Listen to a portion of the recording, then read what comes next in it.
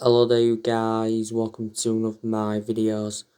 Manchester United have just beaten West Ham 1-0 at Old Trafford.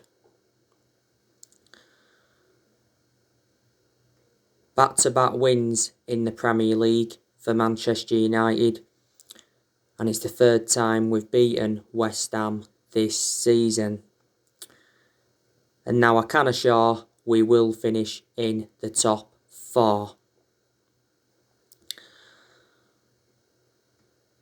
Weren't a brilliant game tonight. Mason Greenwood, he had two very, very good chances in the game. He hit the woodwork twice. One produced a good save from Fabianski onto the post, and the other one obviously hit the post without a save. Mason Greenwood looked very, very lively. He was one of our best players tonight. Made some very, very good runs. He's done very, very well though since he broke into our first team squad. Mason Greenwood made his senior debut in 2019. He's been a United player since the age of 7, so he's been at the club for a long time. Earlier on this season, he signed a new 4-year contract. Marcus Rashford, he was quite good tonight. He made some very, very good runs. He did have a good chance as well in the game, but it missed his head completely. But it was a perfect cross from Mason Greenwood. I'm actually surprised Rashford played tonight because he was actually a doubt prior to the game because Rashford has just come back from an ankle injury. He did have the scan on his ankle and it turned out there was no ligament damage. His ankle was just bruised and swollen. Now Luke Shaw, he was fantastic tonight. Luke Shaw has been our player of the season by far. Luke Shaw got forward really, really well. And defensively, he was superb. And his crossing has got better. Luke Shaw's had a good career at Manchester United apart from his injuries. He's been at the club over 6 years. Luke Shaw still remains our first choice left back despite the arrival of Alex Telles. Harry Maguire, I've got to give him a shout out tonight. I thought he did very, very well defensively. Made some good clearances and made some good blocks. Harry Maguire actually sustained a head injury in the game. The performance tonight though makes up for that miss against AC Milan because Harry Maguire missed a chance from a yard out. It hit the post. Harry Maguire wasn't worth the £80 million that we got him for. He's the most expensive centre-half in the world at the moment.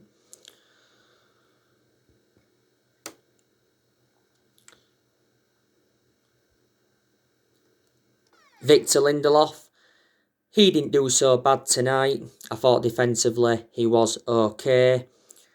And Wan-Bissaka, I thought he was quiet for the vast majority of the game. I thought we was too reliant on Luke Shaw tonight, if I'm going to be honest with you. Dean Henderson, another clean sheet for him. He had nothing to do in goal.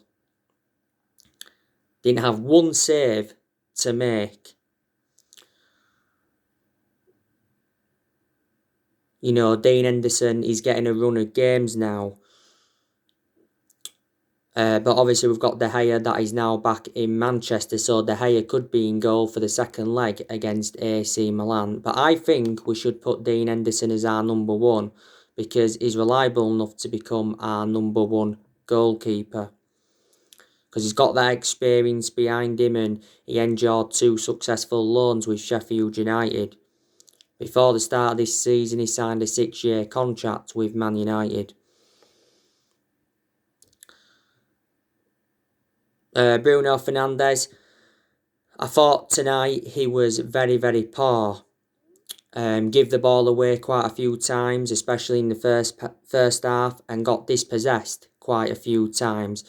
He looked very, very leggy, did Bruno Fernandes. But we have overplayed him. I think at some point Bruno Fernandes needs a rest.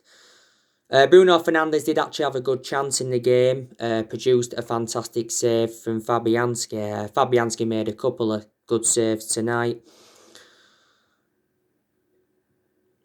But in most of Bruno Fernandes' games, he has been very, very consistent. Don't forget, he is refusing to sign a new contract until he has assurances over the club's transfer plans. Don't forget, Fernandes did say on his 12-month anniversary that he's planning on spending many years at Manchester United.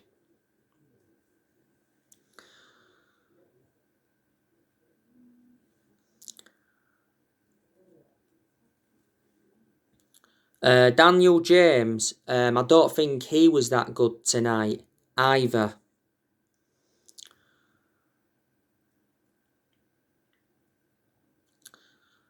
Fred,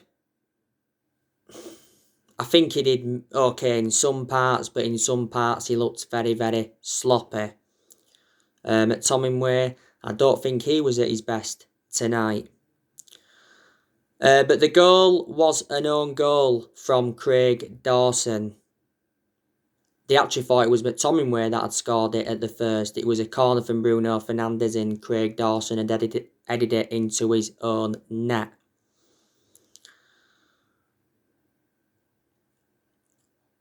Surprisingly, Solskjaer made no substitutions in the game. But all that matters is we got the win. And like I've said in regards to West Ham, you know, they are enjoying a pretty good season to their standards. I've got to say, West Ham were very, very poor tonight for the vast majority of the game. There was a period after we scored where they looked on top and there was causing us problems, but prior to that, you know, they was just totally anonymous. It looked like West Ham went for the draw tonight, you know, because they was playing defensive and they was looking to hit us on the counter-attack.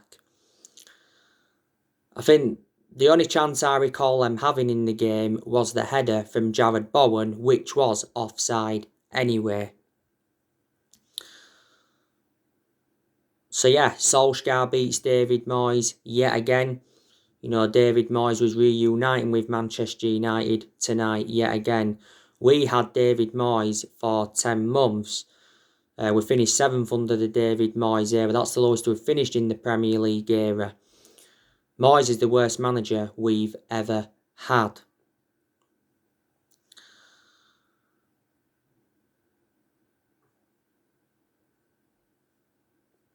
Now, West Ham had a few players missing tonight.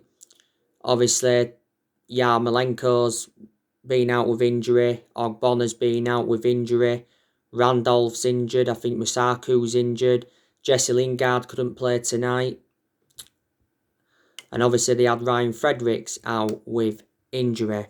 But West Ham's record at Old Trafford is very, very poor. West Ham's last win at Old... Charlie, I'm going to fix someone up there and go get that room sorted. Will you do me a favour tomorrow? Take them box of chocolates and card up for my man. I'll just leave them on the kitchen table for you. Alright. Oh, good latest. What? You can't go out after 6 o'clock on the night. Can't you? Alright. Only men. Alright. Because that copper girl, that woman. Alright. What's that got to do with fucking the other man? Alright.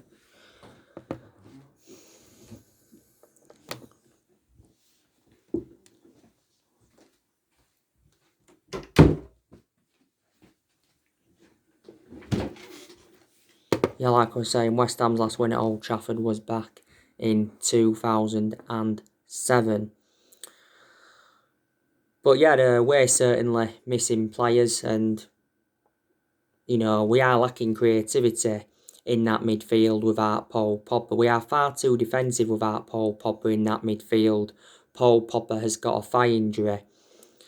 You know, the last game Paul Pogba played was the 3-3 draw with Everton. I'm expecting him to return at some point this month, Paul Pogba. Earlier on this season, he had an ankle injury and he was out for the vast majority of last season with an ankle injury. But we was getting the best out of Pogba before he sustained this thigh injury. You know, Edison Cavani is a big miss as well. He's out with injury and he's made a fantastic impact since he's come to Man United. You know, there's no Donny van der Beek. He's got a muscular problem. Martial, he's out with a hip injury. Sustained it in the 1-1 draw with AC Milan. I think he's had the scan on his hip. Juan Mata, he's still out, but he doesn't get in R11 anyway. Phil Jones, he's also out with injury, but he's another player that doesn't get in R11. So, yeah, we've got around 6 players that are injured.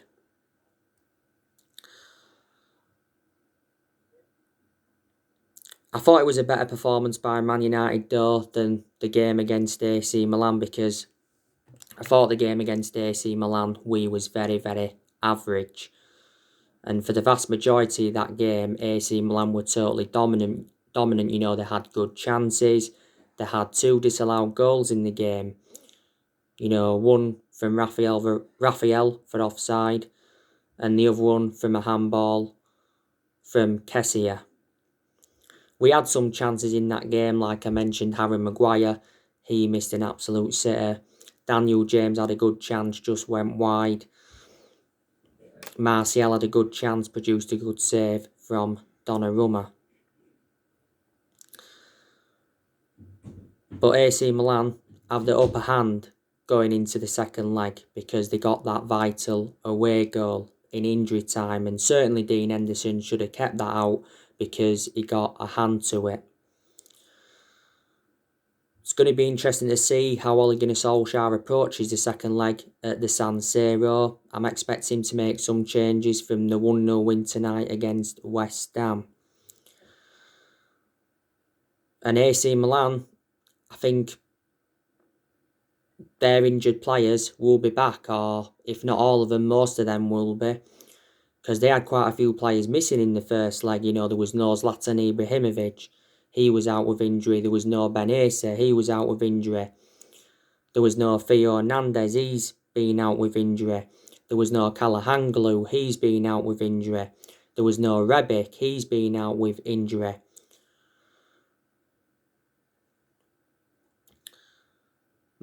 Malindia, he's also been out with injury.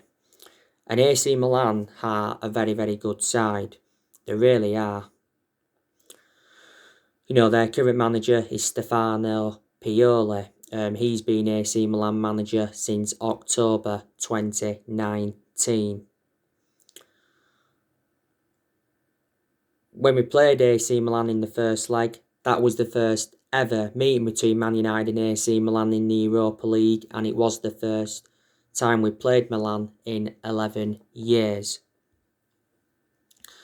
But the Europa League is certainly a priority for Man United because it is a chance for us getting some silverware on the board. You know, Leicester City, that's going to be a difficult game next weekend in the FA Cup quarter final.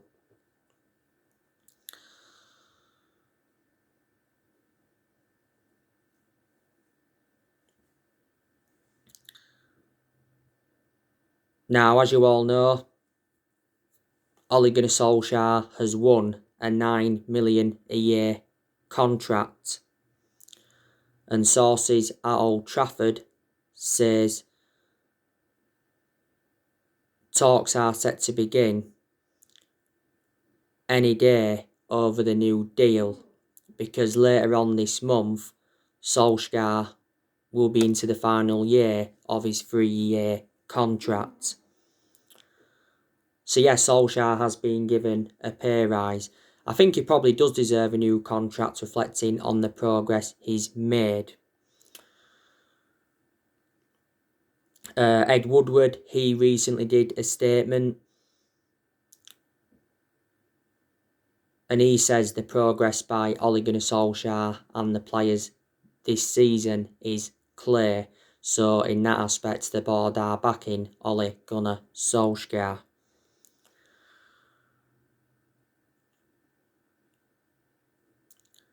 And Solskjaer's come out and said he will have a final say on our transfer incoming deals. We are set for a transfer summit next week, so Solskjaer's going to sit down with our new chefs and discuss our transfer targets. But I think there's a good chance that Solskjaer will get the backing he deserves in the summer, because obviously we've got a director of football in John Murtough. He's our first ever director of football, and I did say it's one of the structural changes that we need at the club, because we was in for a director of football for a while, and John Murtough, you know, he knows the club inside out. He's been at Man United around 7 years. You know, you've obviously got Darren Fletcher, that's our technical director, and he knows the club inside out because he was a Man United player for like 20 years. You know, you've also got Michael Carrick, that's part of the club, and you know, he knows the club very, very well. He was a long-serving player at Man United. But I don't think Solskjaer's been backed enough so far in the transfer windows he has endured. And Woodward's come out several times to show his support for Ole, and he did say towards the end of last year he will back him with a long-term plan centred around summer transfer windows. And even enjoying them really bad periods under Ole, Woodward come out and assured that Solskjaer's job was safe, because our board have got a really soft stance on Ole, with him being a club legend.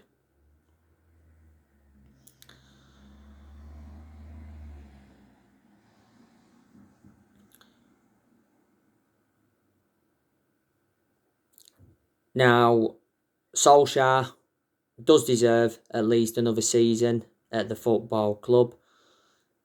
I still stick to what I said though. I don't think he's the long-term manager for Manchester United. You know, there's obviously been a lot of Man United fans demanding Ole out of the club. Maybe there's still some Man United fans that are Ole in. I've told you my two big concerns about Solskjaer. That's his decision making, because in the vast majority of the games he's managed at Man United, he's been tactically naive. He does show tactical flexibility at times, but for me, he doesn't show it enough. And Solskjaer hasn't got a proven pedigree as a manager. You know, whether Solskjaer succeeds as Man United manager or not, I'll still always adore him because he is a club legend. He was a great player for the football club for 11 years. He flourished under Sir Alex Ferguson's guidance. But I don't see us winning the Premier League title for a long time. I don't think we'll win one under Ole. You know, we haven't won the Premier League since 2013, so we haven't won it now for like 8 years. The brand of football isn't good. You know, our football is just not expansive in a lot of games. It's just boring football. And it was the exact same thing under Jose Mourinho. You know, Jose Mourinho, I hated the way he approached games, especially in the big games, because it was part of the bus football under Mourinho, and the football was turgid under Louis van Gaal. But I think there has been progress at Man United since Jose Mourinho got sacked.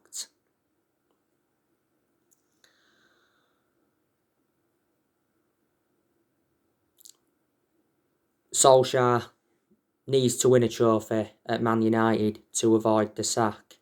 We've got to win a trophy this season. You know, the Europa League is a chance of a trophy, and the FA Cup is a chance of a trophy. Solskjaer has been Manchester United manager over 2 years, so reflecting now on he's been at the football club, he's gained some managerial experience and he's learnt quite a bit on the job. You know, Solskjaer knew when he'd taken over at Man United it was going to be a massive job, despite him knowing the club inside out. He knew he had to come in and bring the consistency back, and in some periods he has brought that consistency back. He knew he had to come in and get the right players into the club, and like I've said, he has made some good signings, but he hasn't got all the players that he wanted to recommend in as yet, so in that aspect the blame stems from the board. Solskjaer has spent nearly £300 million as Man United manager, and he knew he had to come in and get rid of a lot of the deadwood, which he has done to his credit. But we have endured very, very bad periods under him where he could turn around and say, yeah, he was lucky not to be sacked.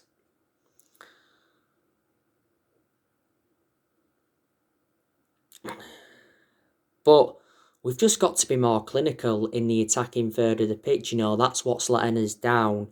We need a number 9. We need a player like Erling Haaland that can assure us goals.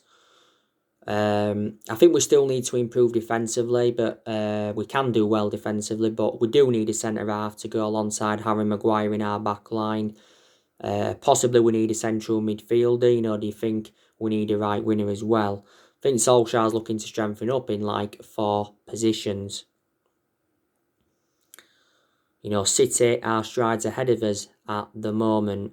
You know, we beat Man City the other week 2-0 at the Etihad.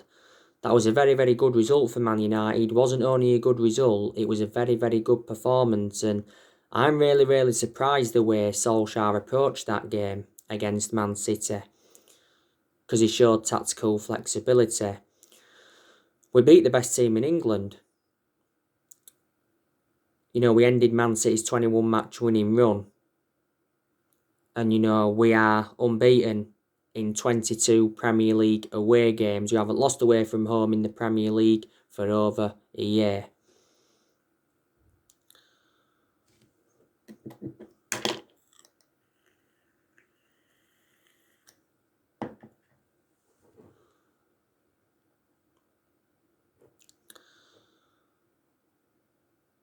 But the performance we showed against Man City, we've got to show that persistently. But we've got to credit Solskjaer in quite a few aspects. You know, he's got us to the FA Cup quarter-final. He's got us to the Europa League last 16. You know, got us to the EFL Cup semi-final this season. Did well last season in his first full season at the club. Got us to 3 semi-finals. Got us third and got us qualification for the Champions League. You know, he's made some good signings in that since he's come in. I also like the way he has promoted the youth. He has got rid of a lot of the deadwood since he got recommended in. And we are second in the Premier League, and at one point we was top. So at one point we was in the title race, but there was a period where we dropped too many points. So that's why we're no longer in the title race. But I've said if we can win a trophy this season and we can finish second, that'll represent a good season for Man United. Then that'll give us something to build on going on into next season.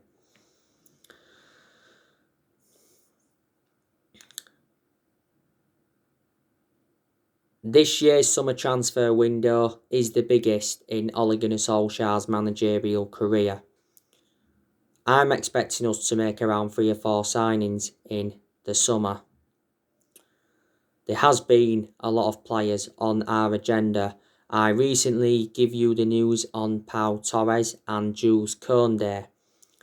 Now, according to ESPN, Pau Torres has emerged as Ole Gunnar Solskjaer's top target. Now, it says we can get Pau Torres for less than his £56 million release clause if Villarreal fail to qualify for Europe. Pau Torres has been at Villarreal around 19 years in total because he was in their youth setup for a long time. He's got a contract with Villarreal until 2024. Do you think he'd go well alongside Maguire in our back line? Jules Koundé, Now, earlier on this season, it says we was unwilling to meet his £68 million release, £61 million. Oh no, it's £68 million release clause, isn't it? Yeah. But he says we was prepared to pay around £61 million for him. And he actually said earlier on this season we were considered the favourites to sign Jules Koundé. Now, Jules Koundé's teammate Diego Carlos said that Jules Koundé is ready for a big club. And Diego Carlos spoke highly on Jules Koundé. I think Jules Koundé would go very, very well alongside Harry Maguire in our back line, because his performances this season for Sevilla have been outstanding. Sevilla paid £22 million for Jules Koundé from Bordeaux in the summer of 2019, and he's got a contract with them until 2024. There's still a lot of narratives coming out regarding Raphael Varane. He says Real Madrid are prepared to sell Raphael Varane on one condition. Raphael Varane must inform Real Madrid on his decision to leave. And the AS recently said that Raphael Varane has decided he wants to come to the Premier League in the summer, and I think the Daily Express said now he could be set to stay at Real Madrid. Earlier on this season, it said he's valued at around £61 million. You know, Sergio Ramos, he's been another centre-half on our agenda. You know, we've been looking at Kalidou Koulibaly.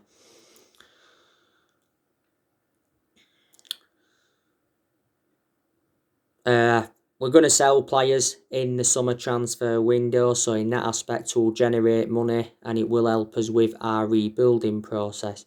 Now, it says that Solskjaer's planning to sell around 4 players to boost our transfer budget, and he hopes to raise as much as £60 million, because I think our transfer budget's been revealed for the summer. It's just £80 million. Obviously, £80 million isn't enough for us to get the players we want in, so obviously we've got to sell players. You know, there's a good chance that Juan Mata will go in the summer, because Juan Mata doesn't get in the team. We could sell Anthony Martial in the summer, because Martial has been out of form for the vast majority of this season. He's had chances, but he hasn't converted them.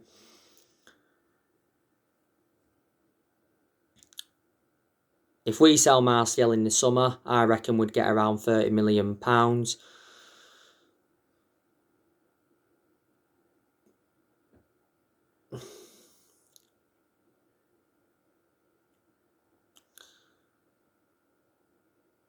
Edison Cavani, there's a good chance he'll leave in the summer.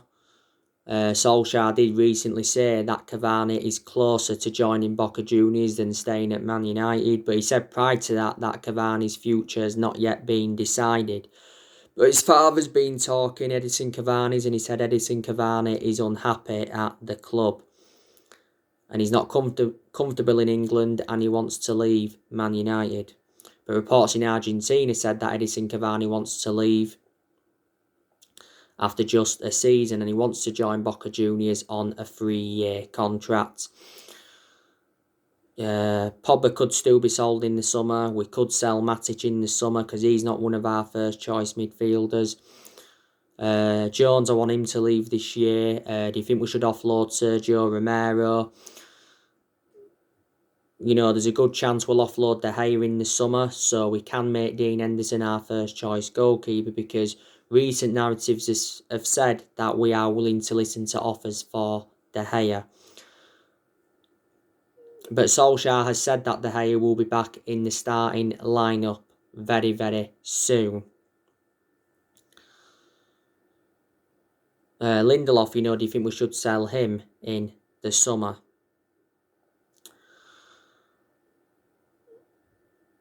Now, in the last 8 years, Man United have been playing catch-up. Obviously, we've made mistakes in the last 8 years, and that's why we haven't been as consistent as we'd like to have been. Obviously, we've had different managers with different philosophies. You know, we've sacked 3 managers since Ferguson. That was David Moyes. We sacked him after 10 months. Sacked Louis van Gaal after 2 years, despite him winning the FA Cup. And we sacked Jose Mourinho after 2.5 years, despite him winning 3 trophies in his first season. And we spent over £1 billion on players in the last 8 years. We really, really have. But the board, like I said, has been one of the issues at the club for a while. Because obviously our recruitment policy has been poor for so long. We've overpaid for players. And the managers that we've had since Ferguson retired haven't obviously got the players that they wanted to recommend in. On my next video, I will be giving you my player ratings from this game. So anyway guys, that's everything to update for today. Drop your comments, likes below on the channel. If you do, consider subscribe as always, and take care. God bless. See you all again very, very soon.